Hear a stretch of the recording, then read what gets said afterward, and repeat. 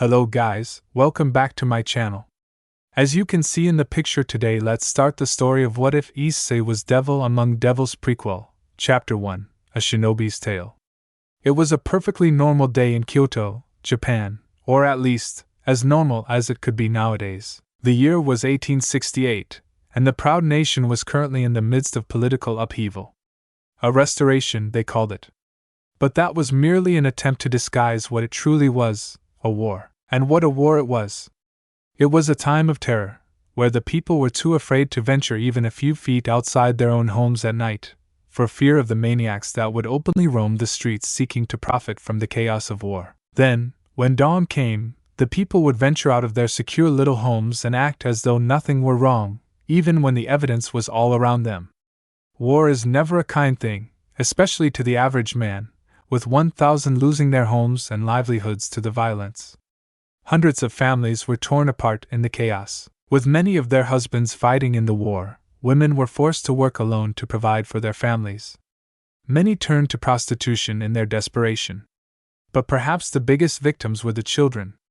They could be seen roaming the streets at any given time, doing anything in their power to survive in this harsh world they lived in. Many worked full-time jobs and received far below standard pay for their efforts. Many more became thieves and were punished harshly by the authorities if caught, regardless of their age. One such child was currently attempting to locate her next victim. In many ways, she was no different from any other street child. No older than 10 years old, she was short, dirty, and skinny. But in just as many ways, she was unique. Her skinniness made her high cheekbones very prominent. And when properly bathed, the contrast between her raven-colored hair and her milky white skin was almost ethereal, especially beneath the moonlight. But perhaps her most distinguishing feature was her eyes. Even though many children lived on the streets, they all still held a semblance of childish innocence within their eyes. But his girl's eyes were cold and jaded. They spoke of a harsh, unforgiving life. It was this same pair of eyes that glared out into the crowded square before her. Ugh, pigs, the lot of them, she thought as she silently waited, past a group of rowdy men who had just come tumbling out of bar completely smashed. She hated these types of people. They all had to work hard to make a living, and they spend all their money on alcohol. They won't miss this, the girl thought smugly, petting the newly acquired bag of coins. She smirked as she spotted two men arguing on the small wooden bridge up ahead.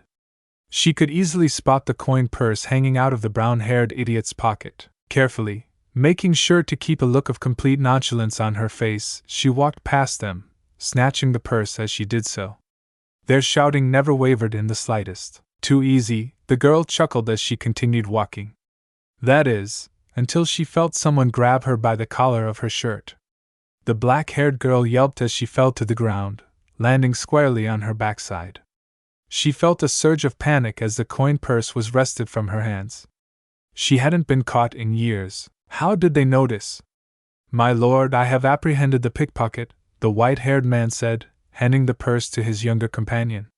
There was no need to manhandle her, the brown-haired boy replied. He glanced down at the girl curiously and reached towards her. The black-haired girl reacted instinctively, throwing a punch aimed at his face in an attempt to daze him long enough for her to escape, only to watch in horror as he easily caught a punch. She struggled in his grasp as he pulled the girl to her feet. He gently unraveled her fist and placed the coin purse within the palm of hand. Next time, don't get caught, the boy winked. He turned to his companion and nodded. Let's get going, my lord, are you certain? The white-haired man questioned. The brunette shrugged at him, a small smile on his face before continuing down the road, the older man at his heels. The girl stared at the small bag of coins for several moments before narrowing her eyes. Suddenly, she spun around and hurled the bag at the man's head, causing both men to turn to her in mild shock. The black-haired girl glared at them coldly. I don't need your pity. She spat at them. The white-haired man glared at her ungratefulness, while the younger boy merely stared at her. After several moments in which it looked like the older man was about to tell her off, the brunette spoke. I see, he said softly. I can see it now. You're not like the other children, are you? You're jaded. You've been scarred. Shut up, she growled. You don't know anything about me. Take your stupid money and go. Didn't whelp. The white-haired man hissed as she ran off. The younger man placed a hand on his shoulder. Let it go, Ashia, he said, staring at the girls retreating back. The older man glared one last time before letting out a sigh. As you wish, Issei-sama. The girl could feel the blood pounding in her ears as she finally began to slow down to a walk. Who does he think he is? She fumed to herself. Rich bastards like him have no clue what it's like on the streets. Scarred. He doesn't know what I've been through. Susan, you're back. An excited voice broke her out of her in a rant. Slowly, a smile found its way onto the newly named Suzuki's face. This was the only person that she felt could understand her, her only friend. Hey, Miseo, she greeted the other girl. Like Suzuki, Miseo's hair was a deep black, but unlike the stoic girl, who kept her hair in a loose ponytail with bangs shadowing her face, Miseo kept her hair in a long braid with curtains of hair framing either side of her face. She had bright blue eyes that, unlike Suzuki's onyx eyes, shone with the innocence of childhood. Miseo's mother had died of pneumonia when the girl had been only 4 years old. Her father had already left them long before this, leaving Miseo orphaned with no known relatives coming forth. She would have died on the streets if she had not been found by Suzuki. By this time, the older girl had been living on the streets for a year already. She showed the younger girl how to survive on the streets, how to move without being seen, how to steal without being detected. This brought her thoughts back to the strange pair on the bridge. How was it they had caught her so easily? No one had been able to do so for years. She was certain she had not made a single mistake in her execution. Who were they? She shook her head, ridding herself of those troublesome thoughts. It didn't matter who they were. She would never meet them again. Suzuki smiled as she stepped through the threshold to her home. Well, home was a subjective term. It was little more than a dilapidated old building that had been abandoned some years ago. There were many such buildings in the slums of Kyoto, but this one there's the one place where they could be safe from the outside world and all its cruelties. Then, as though mocking her, all semblances of safety and security came crashing down as she spotted the stranger invading their home, their sanctuary. He was admittedly a very handsome man with a long, youthful face and black hair tied into a loose ponytail. His eyes, however, were an ice-cold blue. His attire was very out of place, as well. He wore dark blue clothing that hugged his lean form tightly, as well as a lavender scarf. In fact, he looked like the stereotypical image of a shinobi? Suzuki demanded, glaring at the man. The man stared back coldly, his gaze piercing through her and sending a chill up her spine. Suzumi. Miseo beamed at her with her radiant smile. This is Ayashi-sama.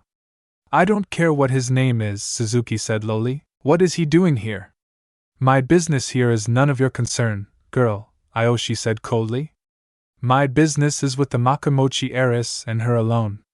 Makamochi heiress. Suzuki repeated numbly. Susan, I have a family, the other girl exclaimed, her voice trembling with excitement. And they're looking for me. They want me to go meet them. Isn't that great? Great, Suzuki muttered. Miseo, how can you trust anything this guy says? I came here bearing a message, written in the Lord's own hand, the shinobi said coolly. He gestured towards a scroll on the nearby table, which Suzuki promptly snatched and began reading. As she read, Suzuki could feel an icy pit forming in her stomach. The message was extremely formal, and even carried an official seal. There was really no doubt. So you're leaving? She whispered, not looking at the other girl. The so suddenly looked unsure, glancing at the man. Why you can come with me. She stuttered. I'm sure my grandfather won't mind. Absolutely not, Ayashi snapped. My top priority is returning you to my lord safely. I cannot afford to have any distractions, especially during such tumultuous times. He looked down his nose at the girl. Not that I would ever have my lord suffer the presence of this urchin in the first place. She couldn't help it. She should be happy that Miseo found her family, but then why couldn't she swallow these feelings of resentment and betrayal? These feelings of jealousy that Miseo had a family that wanted her. Well, she had nothing. No one wanted her. Not even her own mother wanted her. Slowly, the scroll in Suzuki's hands crumbled as her entire body began to shake. Masao looked at her, wide-eyed. Susan. Go. She whispered, flinching as her voice cracked. Just go. Susan, please. Masao pleaded. Go. Suzuki shouted as tears began to form in her eyes. Just get out of here. She pulled away violently as Masao attempted to reach for her. I don't need you, she whispered as she began backing away. I don't need anyone. Suzumi. She ran, ignoring Masao's pleading cries in her haste to get away. She ran, ignoring the indignant cries of those she bumped into. She didn't know where she was going, only that she needed to get away from there. Eventually, she found herself back in the square from earlier that day. It was dusk now, the sun having just set over the horizon. A burst of laughter drew her attention, and she turned to see a group of men stepping out of the same bar. Suzuki felt her resentment grow tenfold. These pigs were all the same. Her eyes narrowed. I don't need anyone was the mantra ringing through her mind as she approached the group. One man was laughing about how he would be visiting the local brothel later this evening to an uninterested black-haired man.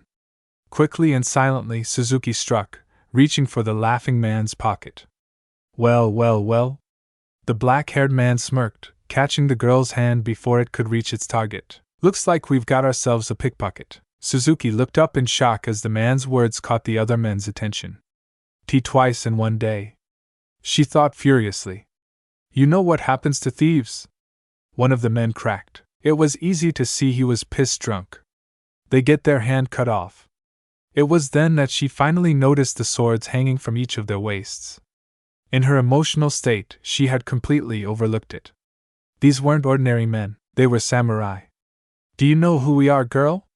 The same man questioned, a smirk on his face as he fingered his katana. You should have recognized us from our uniform alone. Truly, a cursory glance was all that was needed, and she cursed herself for her stupidity. There was no one in Kyoto that did not recognize that uniform. It was the Shinsengumi, the special police, and the most elite fighting force in all of Japan. There was no escape from this, so she did the only thing she could. Bite me, Suzuki spat in their faces. The man's face grew enraged while the black-haired man became intrigued. You've done it now, girl, the angry man growled, drawing his sword. Now, a voice called out, drawing everyone's attention. Suzuki's eyes widened. It was the brown-haired boy from earlier, though his companion was nowhere to be seen. Why don't we all just calm down? This is none of your business, boy, the man snapped. When you're threatening to harm a child, it becomes my business, the boy retorted. Suzuki could feel her brow twitch in annoyance. This child is a thief and a criminal, the black-haired man said with a cool smile on his face. He watched the boy intently. His posture suggested the boy was a fighter, and he was eager to find out. He fingered his katana. Sato, another man said warningly. And if you're defending her, the black-haired man continued, ignoring his comrade, you must be her accomplice. Outstanding logic there, Saito, was it? The boy drawled. If I didn't know any better, I'd say you're just looking for an excuse to fight. Saito merely smiled coyly, but to his surprise the black-haired girl in his grip suddenly decided to pipe up.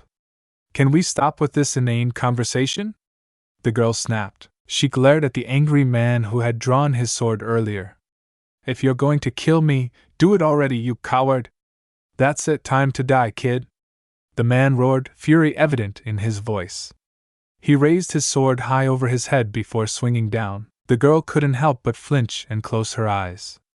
But instead of pain, she felt rather than heard the clash of steel just inches from her face.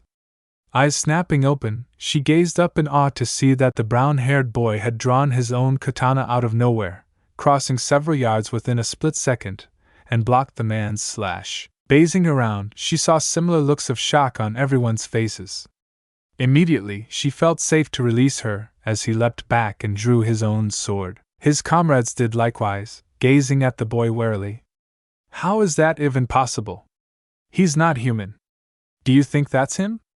I know what you're thinking, the boy said, easing himself in front of Suzuki protectively. But no. I am not Hidekuri Batausai. He's right, Saito said, eyeing the boy. The Batausai has blood-red hair. The boy smiled before leaning back and glancing at the girl behind him. On 3, you're going to run, he said quietly. Why are you helping me? She muttered back. Do I need a reason to help someone?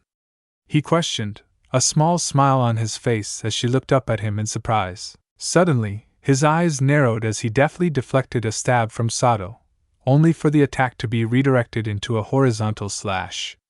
The boy was forced to dodge, grabbing the black-haired girl around the waist and leaping backwards. Suzuki was dazed as she suddenly found herself back on her feet. 3, the boy shouted, shoving her down the road. Start running. She didn't need to be told twice. Pumping her legs as fast as they could go, she could hear the men's voices shouting as they attempted to give chase, only to be stopped in their tracks by the brown-haired boy. Suzuki didn't dare look back, for fear they would catch her. It was only when the men's voices began to shout in confusion and fear did she chance a look. The sight had her staring in open shock. Out of nowhere, a thick fog had descended upon the street, obscuring the samurai's vision and forcing them to stumbling about aimlessly. What? Suzuki stuttered in confusion. How, in here? A voice hissed at her. Startled, the girl turned towards the owner of the voice to see it was the white-haired man who was with the boy earlier today, standing at the entrance of the small inn.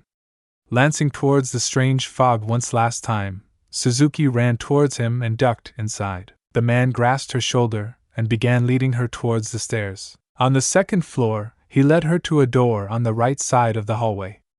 Once inside, she found herself in a large, spacious room. Several futons were spread out across the floor, and a kotetsu was propped up against the far wall next to the window. Standing in front of the window, gazing down upon the street below, his arms outstretched, was a young man with orange-colored hair tied into a ponytail. The man wore a blue kimono top with a tan vest over it. His legs were covered by a pair of loose blue pants tucked into a pair of black high-top sandals. His most distinctive feature, however, was the long bushy tail sprouting from his lower back. What the hell? Suzuki demanded, her eyes transfixed on the man's tail. What's the situation, Shippo? The white-haired man questioned, ignoring the girl's shock. They're giving up, OG-san, the younger man replied, lowering his arms. Outside, the dense fog was beginning to lift. The white-haired man nodded. Good, he said. Issei-sama should be rejoining us shortly. As though waiting for his cue, the door opened, and the brown-haired boy stepped in looking no worse for wear. Suzuki opened her mouth to speak, but he silenced her with a gesture. He then pointed towards the window. Hesitantly, the black-haired girl looked outside to see the Shinsengumi arguing amongst themselves. Just let it go, one of them said to the man who had attempted to execute her. The man snarled and glared at the surrounding buildings. Immediately, Suzuki ducked out of sight. I'll find you, girl, he shouted. I know your face. Mark my words, you'll never be safe in Kyoto. They were silent as the men outside slowly began walking off, the angry man spewing curses all the way. Slowly, Suzuki took another glance outside only to freeze. Saito was staring straight at her, an amused smirk on his face. The black-haired man placed a finger over his lips and shook his head before following after his comrades, not giving her a second glance. Well, the brown-haired boy sighed after several moments of silence. That was close. Who are you people? Suzuki demanded, turning to face them. How did you move so fast? What was that freaky fog? And this freaky fox boy? Said freaky fox boy twitched. The brown-haired boy chuckled, however. I see, he said as his mirth died down. I suppose there's no harm in telling you now that you've already noticed. He gestured towards all three of them. As you've probably surmised, we are not human. No shit, she said, rolling her eyes. The white-haired man looked like he wanted to say something but was silenced by the brown-haired boy, whom Suzuki supposed was their leader. My name is Issei. The brown-haired boy gestured towards himself. Hi to Issei. And this, he gestured towards the white-haired man. Is she or Ashiya my retainer? Ashiya reluctantly bowed to her and scowled as he saw the smirk on her face. Ashi and myself are both beings known as devils. Issei swiftly moved on. Devils? Suzuki repeated, furrowing her brow.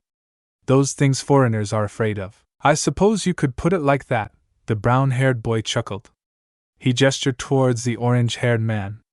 This is Shippo, he is a kitsune yukai. That should be more familiar to you, no? Alright, this is all getting a little too ridiculous, Suzuki said as she made to stand up. Thanks for the save and all, but I think I'll be leaving now. Are you sure about that? Issei questioned. The Shinsengumi are still likely to be roaming the streets. That Saito character seemed particularly dangerous. Do you have some place to stay?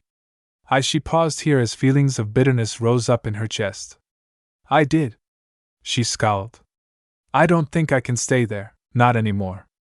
I'm afraid it would be a bad idea to venture out onto the streets tonight, Shippo piped in. That man, he said he would hunt you down. It would be wise to leave town as soon as possible. Leave? The girl chuckled darkly. And just where the hell am I supposed to go?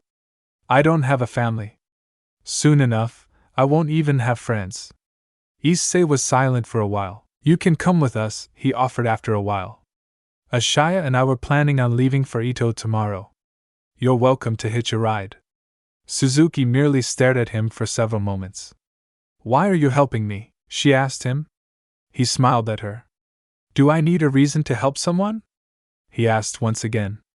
Think it over for the night. You're free to hide here with us until we leave. The black-haired girl stared at them, fidgeting awkwardly. Have a seat, Issei offered. Dinner will be soon. Just then, Suzuki's stomach let out a loud growl, bringing a flush to the girl's cheeks. All right, she muttered. But first. Ashiya suddenly stood, his eyes gleaming at her strangely. Suzuki looked at him in alarm. Had she been tricked? You need a bath. You're filthy. Issei and Shippo both sighed, simultaneously bringing a palm to their foreheads. Suzuki's eyes dilated in fear. She began backing away from him. I just remembered I have somewhere to be. She spun around and lunged for the door only to feel an ironclad grip on her shoulder. I said, a terrifying voice whispered into her ear. You need a bath? Issei sighed, rubbing the bridge of his nose as he stood guard outside the door to the bathhouse. No matter how much time passed, Ashiya could never quite get over his absolute hatred of dirty things. And no. Stop. I hate baths. Suzuki cried over the sounds of Ashiya vigorously scrubbing her scalp. Stop struggling, you'll get soap in your eyes, the white-haired man snapped. I'm going to rinse your hair now, close your eyes. No. Eventually, Suzuki's cries dimmed down to sniffles as Ashiya finished scrubbing the dirt and grime off. Issei-sama? Ashiya called out. Issei took that as his cue to come in. As he entered, he gazed down at the pitiful sight before him. The tiny black-haired girl was huddled atop a small bathing stool, shivering from the cold. With an apologetic smile, he wrapped a white towel around her small frame. I am going to check up on our meal, the white-haired man announced. Would you please take her to the baths? What? The girl gasped, still shivering. I just took a bath. But this is the best part, Issei winked at her. We're going for a soak. Soak? She demanded. So we're just going to go sit and see cold water. Cold? He asked in confusion. You've never been to an onsen before? Onsen? Suzuki blinked, just as confused. Issei grinned at her. You're in for a treat, then? He nodded at Ashiya, who took his leave before taking the girl by the hand and leading her towards the springs. As they entered the bathing area, the scowl on her face morphed into open-mouthed shock. Timidly, she placed her toe into the steaming hot water. Immediately afterwards, she leapt in, creating a large splash. Issei chuckled as she resurfaced, a giddy smile on her face. What is this? She asked in amazement. It's a hot spring, he explained as he slowly entered the water as well. You've never been to one? I've always had to bathe at the river, Suzuki explained, still relishing the sensation of warm water on her skin. I've never bathed in hot water before. Well, that explains why you hate baths, Issei chuckled. I've passed by this place hundreds of times in the past, the black-haired girl said as she finally began to settle down, but I never knew something like this was back here. Had I known, I would have snuck in a long time ago. Not surprising, Issei shrugged. This place used to be an inn a long time ago, but it's privately owned now. I happen to know the owner, so they're letting us stay here for the night. Must be nice, the girl muttered, lowering her head into the water and muffling her speech. Being rich and all. The brown-haired boy stared at her for a while. Suzuki, how old are you? 8. What's it to you? Issei almost choked. She was 8 years old. The girl was so tiny she looked even younger than that. I see, don't, the girl said. Excuse me? I know you're about to apologize, Suzuki said wearily. Don't. It's not your fault, I live on the street. If anyone's to blame, it's my mom. She left me here without a word. She shook her head, obviously wanting to change the subject. Issei obliged. So, enjoying your first real bath? He questioned with a smile. We'll be visiting places like this more often while we're on the road. The girl smiled at that. It feels amazing, she said, stretching her limbs. If only Masao. Issei glanced at her, as she suddenly grew silent. Masao? She was my friend, Suzuki said quietly. Then she's not anymore? No, she still is, the black-haired girl muttered. It's just complicated right now. Issei nodded silently. If she didn't want to talk, he wasn't going to pry. Issei-sama? Ashiai's voice called out to them. Dinner is ready. The brown-haired boy sighed, rising up from the water. Come on, let's go. He chuckled as Suzuki suddenly looked very reluctant to leave to Hot Spring. This isn't the last time you go to an onsen, I promise. He held his hand out to her. She was hesitant for several moments before finally taking his hand. Issei entered the dining hall with Suzuki shuffling behind him awkwardly. The boy glanced at her. What's wrong? He questioned, raising an eyebrow. I've never worn a yukata before, the girl said, tugging at the collar of her navy blue and crimson outfit. The brown-haired boy chuckled. Well, today is full of firsts, isn't it? He said, taking a seat at the table. Suzuki was surprised there were so few people here, 5 in total, including herself. Issei was currently sitting next to Ashiya, while Shippo sat across from them next to someone she had never seen before. And Suzuki was fairly certain she would remember someone like this woman. She had a truly gorgeous figure that any woman would kill to have, in long, golden-colored hair with a matching pair of eyes. Like Shippo, this woman also had a long, bushy tail sprouting from her lower back, but unlike her male counterpart, who sported fairly normal ears, albeit pointed, this woman had a pair of golden fox ears sprouting from the top of her head. Dressed in a light lavender yukata, she looked like the epitome of beauty in Suzuki's eyes. Yes, Issei said, noticing the girl's stare. This is Yusaku-san. She is the owner of this building and our gracious host this evening. Era, there's no need to be so formal, Otu-san. The blonde-haired woman said, cradling a delicate hand to her cheek. Suzuki noticed Shippo flushing red as Yusaku placed her other hand on his leg. Issei chuckled, noticing as well. She is also Shippo's fiancée and my daughter-in-law. Daughter-in-law? The girl questioned. But that would mean? Issei-sama is my surrogate father, Shippo explained. He and my surrogate mother found me after my father passed away back when I was still a kid. They took me in and raised me. I see. Suzuki muttered, glancing at the brown-haired boy out of the corner of her eye. Well, don't just stand there, have a seat, Issei urged her. She quickly sat next to him, and gazed upon the spread before her. She had never seen so much food before in her life. Is this begin? The brown-haired boy smiled. Itadakimasu. Itadakimasu. The others were quick to follow suit. Suzuki hesitantly reached for a platter of succulent-looking beef and when no one told her otherwise, quickly snatched several pieces. The older members of the table watched in mild amusement as the girl began piling food onto her plate. Calm down, Issei chuckled. It's not going anywhere. He could only shake his head in amusement as she ignored him and continued her hoarding. With a smile, he too began to gather food onto his plate. Suzuki gazed up at the ceiling as she lay upon her futon. In the next room, she could hear the others talking about their plans. Apparently, while she, Issei and Oshiya would be making their way to Edo, Shippo and Yusaku still had business in Kyoto and would not be joining them for some time. She quickly shook her head of these thoughts. The girl hadn't even decided whether or not to take them up on their offer to accompany them. Despite their seeming kindness, these people weren't human. If she remembered the stories correctly, the foreigners considered devils to be evil. Kitsune were a mixed bag. Some considered them to be benevolent spirits, while others thought them to be malevolent pranksters. But the fact remained that she could not remain here in Kyoto. Not with the Shinsengumi gunning after her. It may have been that drunken idiot that swore to find her, but it was Saito that terrified her the most. Saito Hajime, she believed his name was, one of the strongest swordsmen of the Shinsengumi along with Akita Tsuji and Nagakura Shinpachi. Saito Hajime was known to be a cold and ruthless man. So why did he let her escape? Even with the supernatural fog that had enveloped the city during her escape, that man had known exactly where she had been the entire time. But he didn't pursue her. Why, however, it didn't matter at this point. The only thing that mattered was that she did escape and she was still alive. But even that wouldn't last long if she did not leave Kyoto.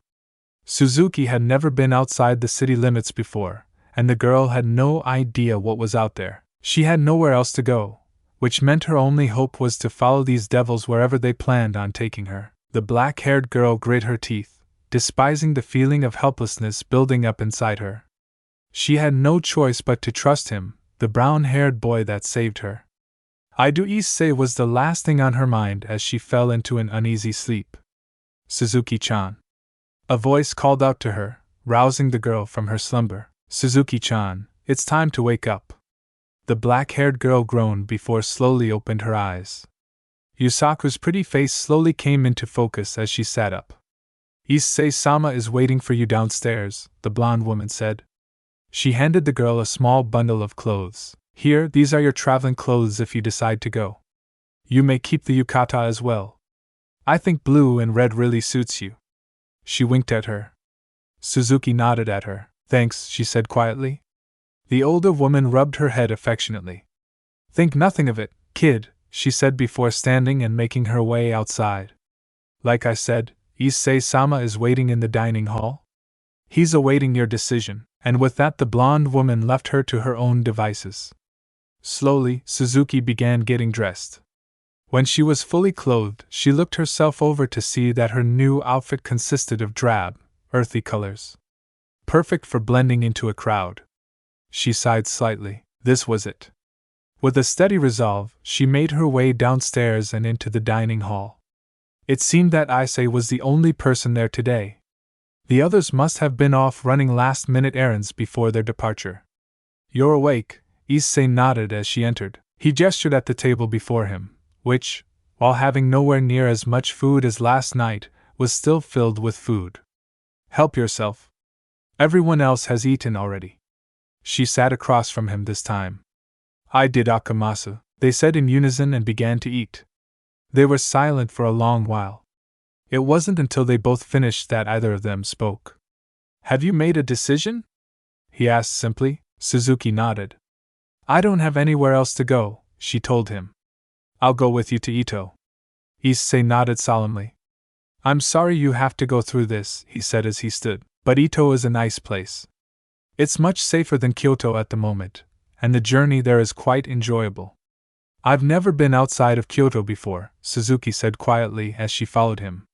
He led her to the entrance hall where several rice hats hung from the wall. He took 2 of them and handed her one. I think you'll enjoy the trip, Issei said as he adjusted the strap of his hat. He chuckled as he saw her struggling with her own and crouched down to help. He ignored the way she scowled at him. Keep your head down while we're on the street, he told her, his expression serious. Try not to draw too much attention to yourself, she nodded at him. Where is everyone else? Shippo is making sure our transportation is ready, Issei explained quietly as they stepped out onto the bustling street.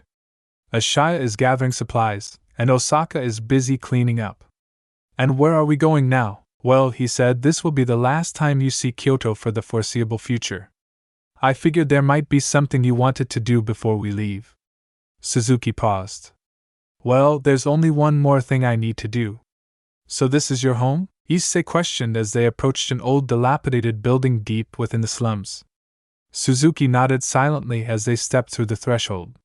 She could feel her heart ache as she realized that Masao wasn't here and that all of her belongings were gone as well.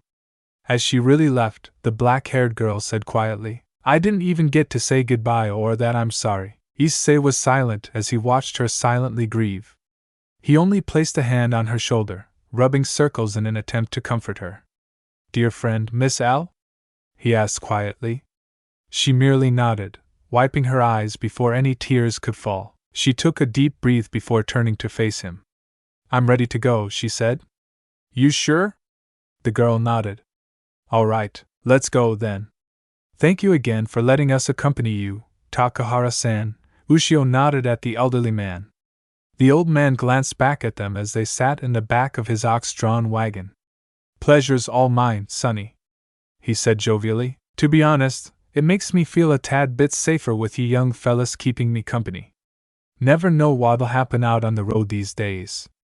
Rest assured, Takahara-san, Issei called out from his seat atop a large crate. Should anything happen, we will do our best to ensure your safety. Issei smiled as the old man laughed, urging his oxen to go faster. He turned to the girl sitting beside him. No second thoughts?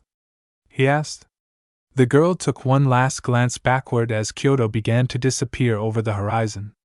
None, she told him before looking forward once again. Chapter 2. Suzuki gazed up at the late afternoon sky from where she was currently sprawled across the floor of the wagon. It had been several days since they left Kyoto, and they had still not reached Ito. They had been stopping at several villages since their initial departure, in each of which Takahara had business.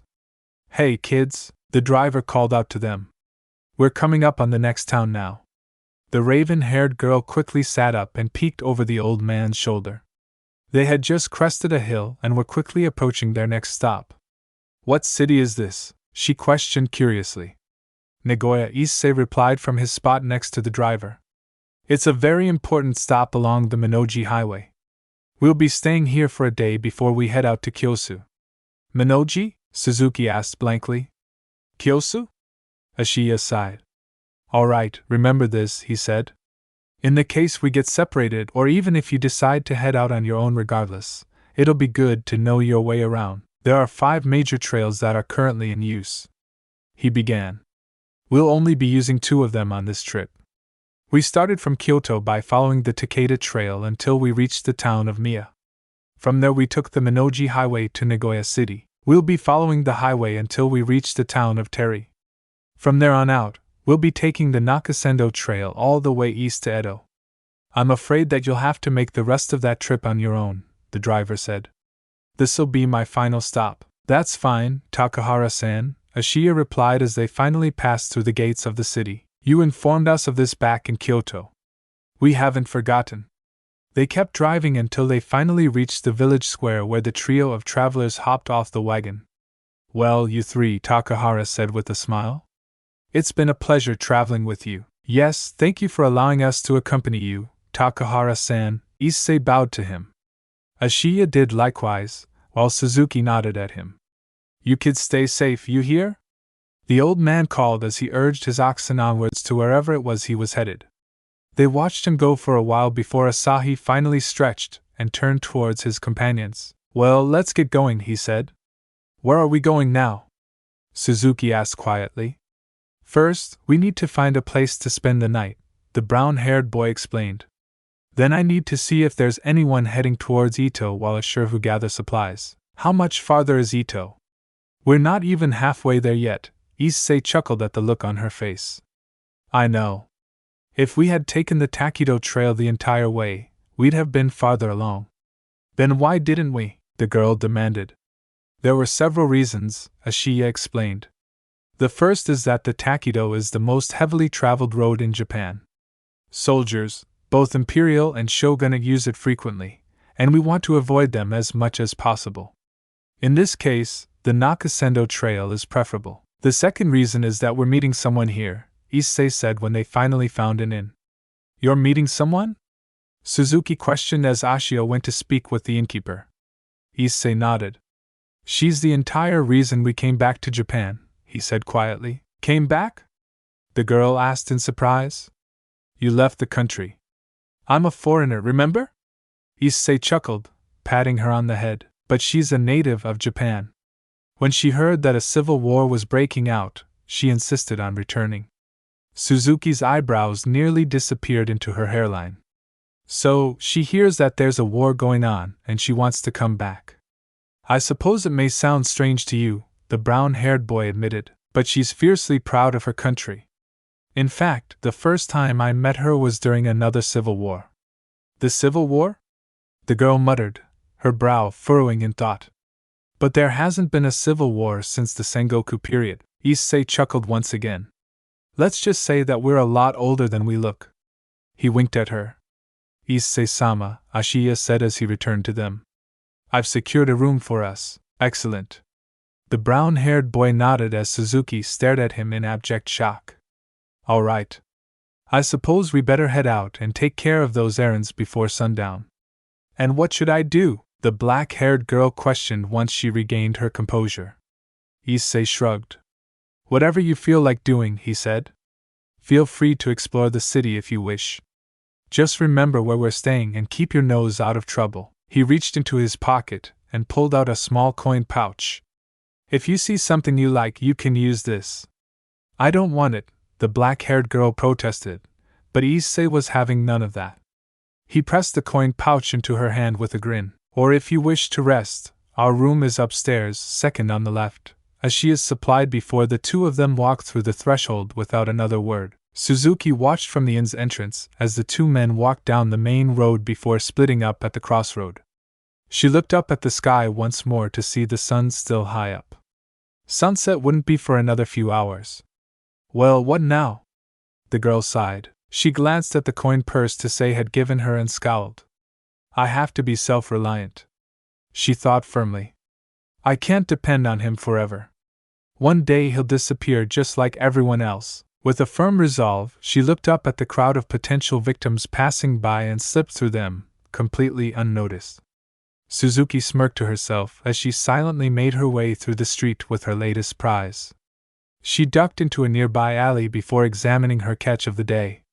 There has to be at least 25 rem in this pouch, she thought. It wasn't much, not by a long shot, but it would buy her a meal for the day. She would need every last coin if she was going to make it on her own after Issei and Ashiya leave. Thinking of the two made her remember that they were expecting her back at nightfall. That is, if they hadn't already abandoned her. Suzuki took a look at the surrounding city. Perhaps, if they did abandon her, it wouldn't be too bad. This city wasn't too different from Kyoto.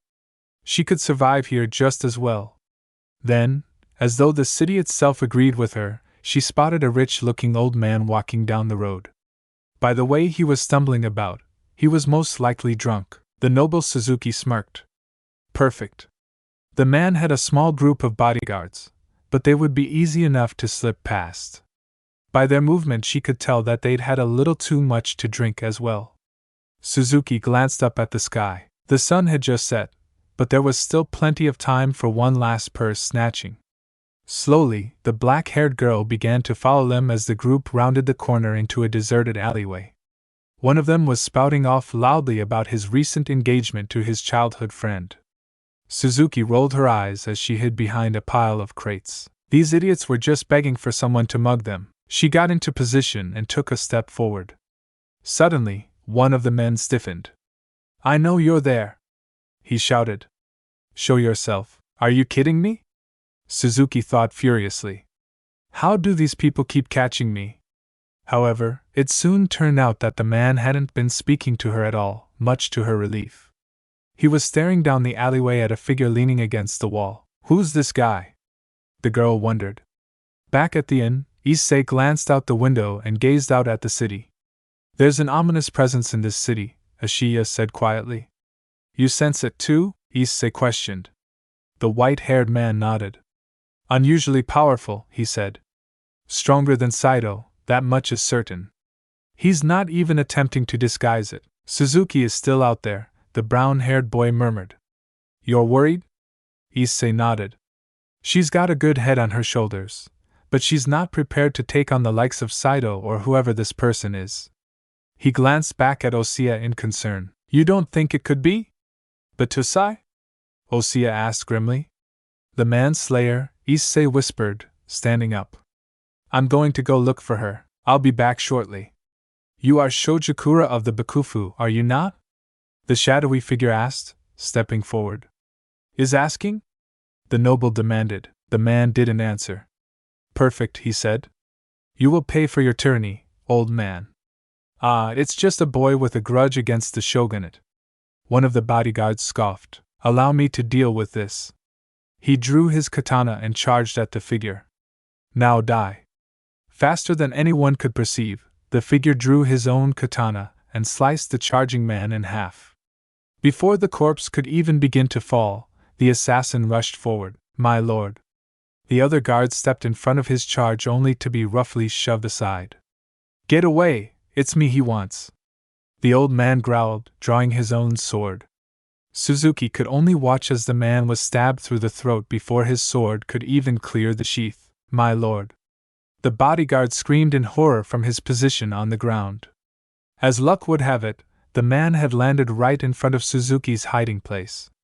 Slowly, the assassin turned towards the fallen bodyguard, giving both him and the black-haired girl a good look at his face. He was young, no older than 19, with blood-red hair and dark gold eyes. Why you? The man stuttered. You're Hitokiri, Batusai. Batusai said nothing, merely charging at him. The man scrambled to his feet and barely managed to block the incoming blow, but the force of the impact sent him stumbling backwards into the crate Suzuki was hiding behind. The assassin slashed at the man once again, which was promptly dodged. The black-haired girl barely managed to keep herself from letting out a squeak of fear as the assassin's slash cut through one of the crates, and nearly took her head off. I won't die, the man muttered, sweat pouring down his face as he stared down his would-be assassin. I can't die, Tomo is waiting for me. The red-haired assassin glared at him. Drop your sword, he said coldly. I will not. The man shouted before lunging at the redid. Batuzai easily parried his attack before stepping back and slashing the man across the stomach. Blood splattered onto the crates. Suzuki covered her mouth, trying to keep herself from vomiting as her clothes were covered in the man's blood. The man fell to the ground in a heap. The assassin scoffed and began walking away. I can't die, the man whispered. But Taosai turned around in surprise to see him getting to his feet, his weight supported by his sword. I won't die. They're still alive. The redid muttered. The man shrieked in rage and charged at him once more. The assassin redrew his own sword. It happened in an instant. A moment later, the assassin had a deep cut on his left cheek, whilst the man had been cut clean through the torso. The man fell once again. No, he whispered hoarsely, as blood began to seep into his lungs. Tomo, I love you. I'm so sorry. The man's words were cut off as the assassin stabbed him in the throat, putting an end to his misery. From her hiding place, Suzuki watched on in silence as the assassin cleaned his sword. After a few moments, a small group of men rounded the corner and approached the assassin. Wow, that whelp of the bodyguard actually drew your blood. One of them asked as he knelt down to examine the bodies. You hurt, Ken? Not terribly, the red-haired assassin replied, emotionless. Must have been more skilled than he looked, another noted. Not skilled? Medozai shook his head. Just stubborn. Well, either way, the man shrugged. Now we just need to clean up. I'm afraid not, the assassin said coldly, before turning his attention to the crate Suzuki was hidden behind. First, we must deal with this witness. Damn it, Suzuki Issei thought as he swept through the streets. Where the hell are you? All at once, he felt the ominous presence from earlier spike in intensity. Oh no, don't tell me. Issei wasted no time in dashing toward a nearby secluded alley.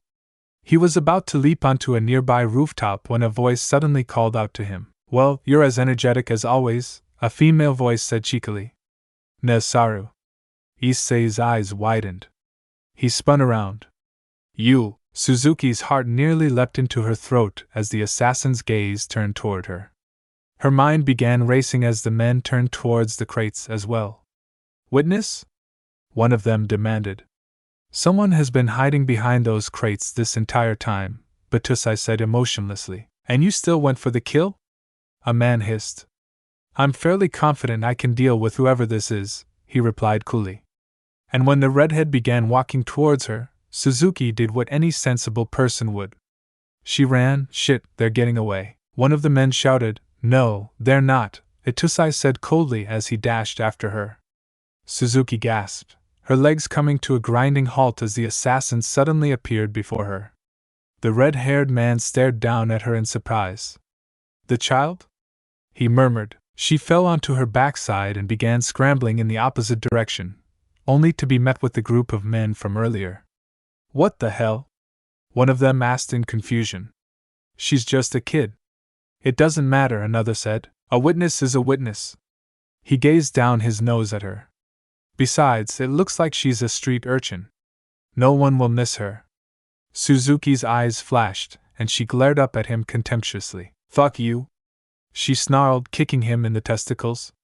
The man's eyes widened to the size of saucers as he grasped his injured reproductive organs in agony. Another man backhanded her, sending her sprawling onto the ground. Damn brat, the injured man groaned as he slowly stood. He turned his enraged eyes onto the girl before him and kicked her in the ribs. The raven-haired girl grunted in pain as the man continued venting his anger on her. Why did this always happen? She wondered as he kicked her again and again. Did she do some horrible deed in the past life and was repenting for it now? Or did the world just like using her as a chew toy? She let out a snarl as a wave of resentment washed over her. Fuck you?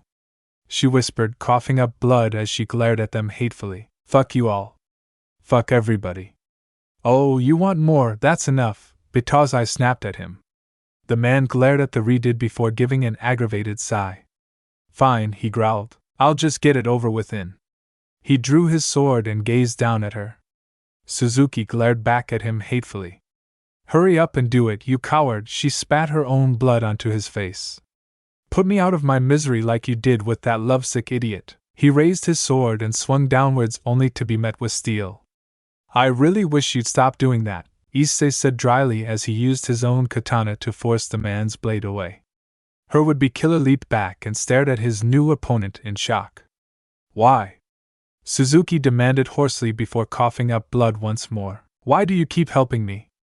I believe I've already answered that question, the brown-haired boy replied. Who the hell is this guy? One of the men shouted as he drew his own katana. His comrades did likewise. Is he one of the Shinsengumi? No, the Shinsengumi wear blue uniforms, remember? Wow, déjà vu, Issei muttered. It doesn't matter, kill them all. The man that attacked Suzuki roared. The men were about to charge at him when another figure leapt from a nearby rooftop and landed neatly beside the brown-haired boy. This new person was a teenage girl with long blonde hair that cascaded over her shoulders and flowed down her back. Draped around her shoulders was a crimson-red cloak. She wore black samurai armor with 2 blades hanging from her hip, a katana and a wakizashi. Yair, the girl said as her golden eyes glared at the man contemptuously. How far my country has fallen. I can't believe I'm on the same side as these pigs. Neither side is very gallant, I'm afraid, Issei remarked. What the hell?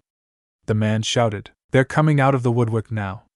Believe me, the blonde samurai grinned. You haven't seen anything yet. She brought a hand to her lips and let out a sharp whistle. Immediately, armored figures began leaping down from the rooftops and surrounded the group. 5 in total, all of them female and armed to the teeth. This would be coming out of the woodwork, the blonde said, still grinning. She glanced at Suzuki. Looks like the kid is injured.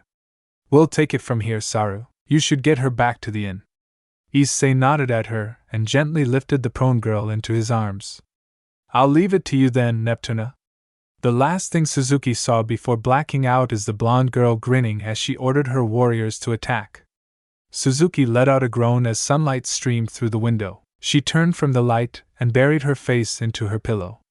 She immediately frowned. Since when was her pillow so hard?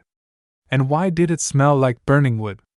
The raven-haired girl opened her eyes and found herself gazing into Issei's sleeping face. So, she did what any sensible girl would do in this situation. She punched him in the face. The boy exclaimed in surprise. What are you doing? Suzuki demanded. He blinked at her in confusion for several moments before realization dawned on his face. Sorry, he apologized.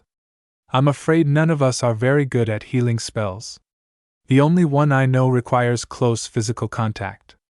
He patted her on the head. Are you okay now? You had some pretty serious injuries. And with that, the memories of last night came flooding back into her mind. Why? She asked quietly. I already told you. Stop. Suzuki snapped at him, slapping his hand off of her head. I'm just a random kid you met on the street. Why do you care? Those bastards said it best, I'm a street urchin. No one cares about me. No one would miss me, even if I died. I'm a nobody. So why do you keep helping me? Do you really believe that? Issei asked her, his face expressionless.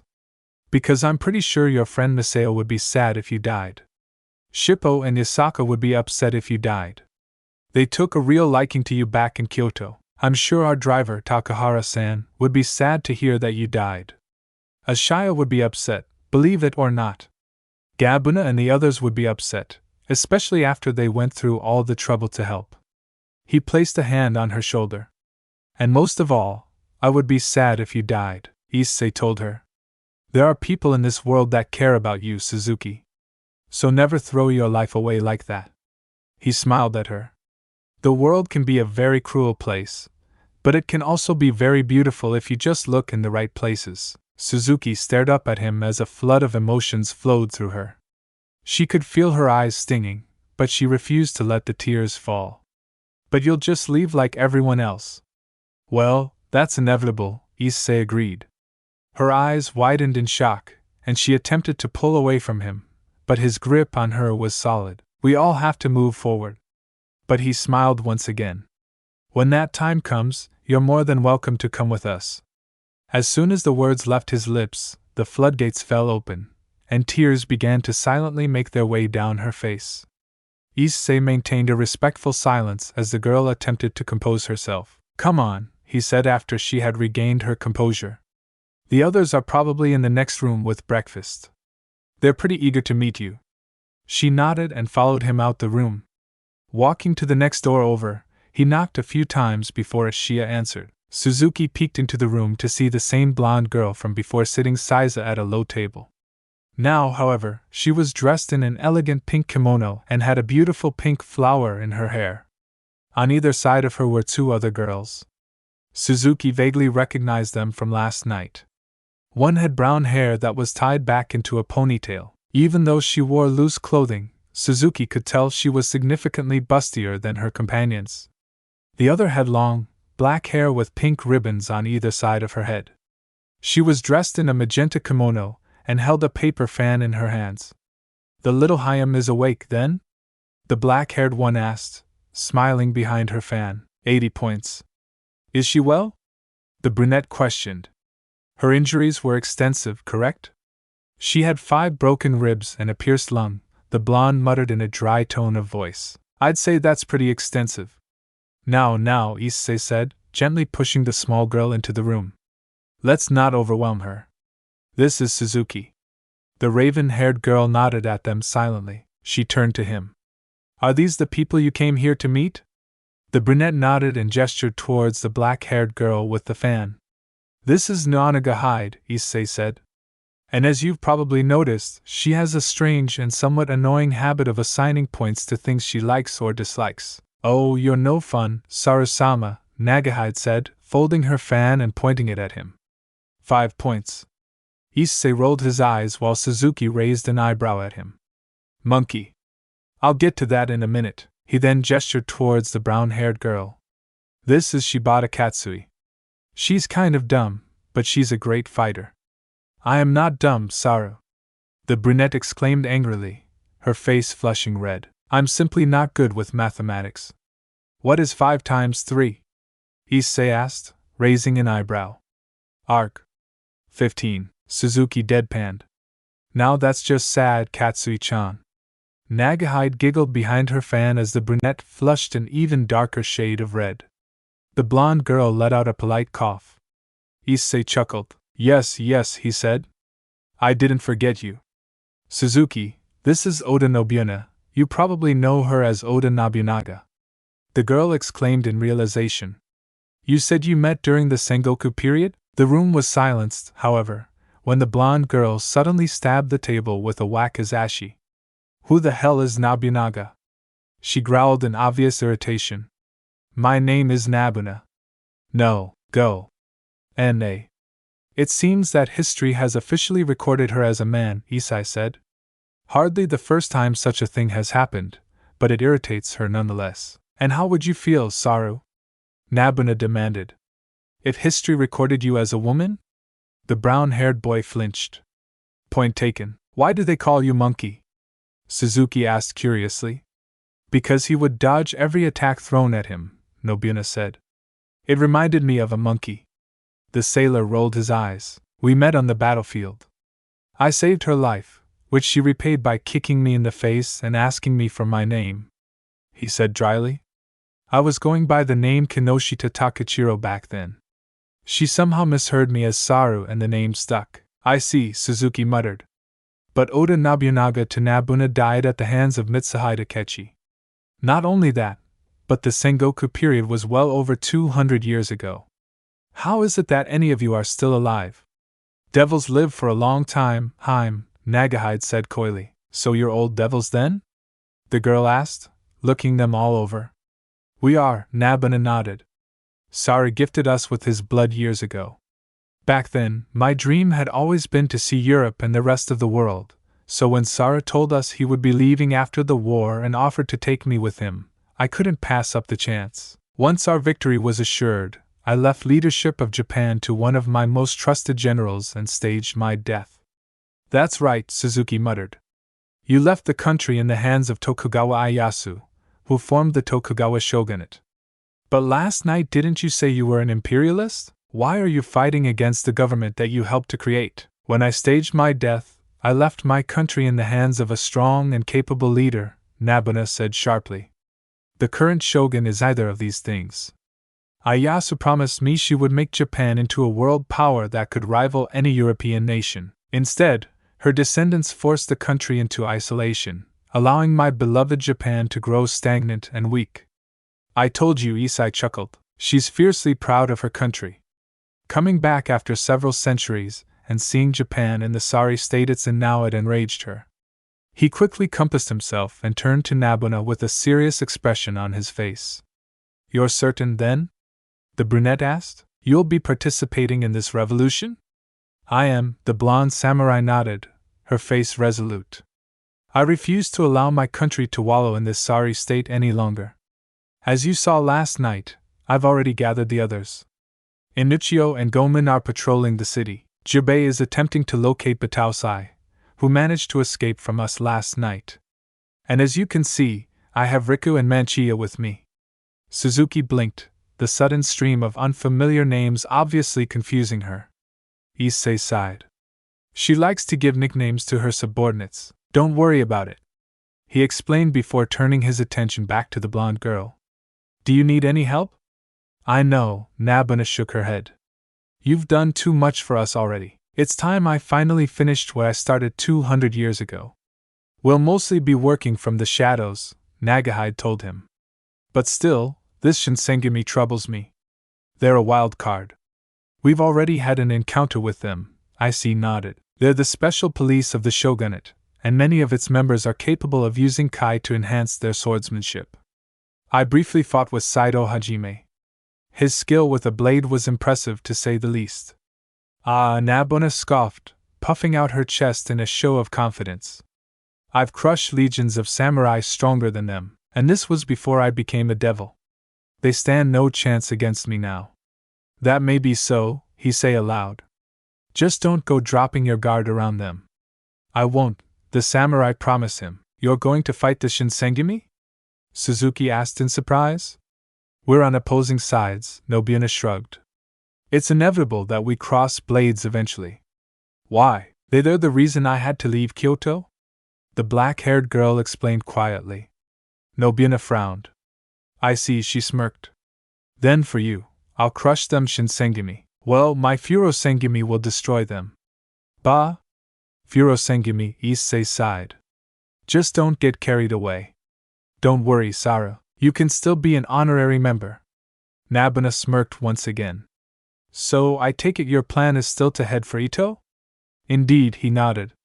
I promised Suzuki that I'd get her there safely. Issei glanced at the raven-haired girl and smiled. And I always keep my promises. Suzuki's eyes widened. Breakfast is ready. Ashiya called as he re-entered the room, his arms laden with food. Excellent, the brunette grinned. Let's eat. The raven-haired girl watched as Issei and his companions began eating.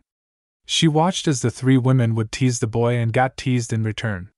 She watched as Oshiro rolled his eyes at their antics and ate his meal in silent amusement. The group was incredibly mismatched.